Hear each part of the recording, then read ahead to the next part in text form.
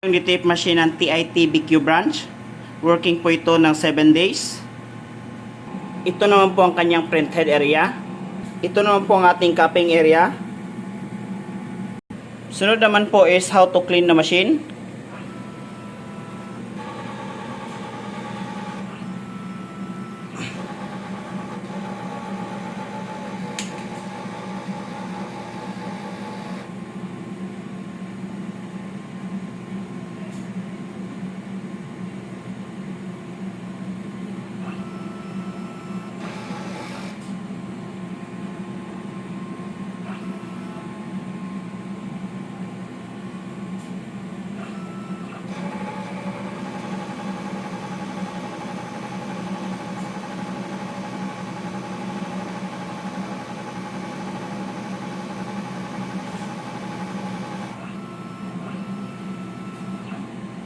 Bago po tayo mag-nozzle check, dapat po punasan yung wiper.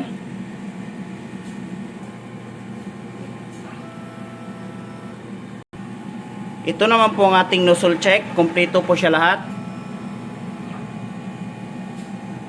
Ito naman po ang ating waste tank area, waste tank last disposal po is last week. Ito naman po ang ating ground wire. Ito naman po ang ating ink tank. Nasa tamang level lang. Ink system. Ito naman po ang ating ABR. Ito naman po ang ating daily checklist. Updated po siya.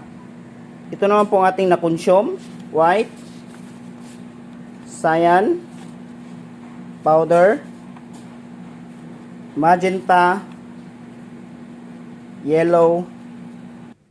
Dito naman po nakalagay ang ating supplies.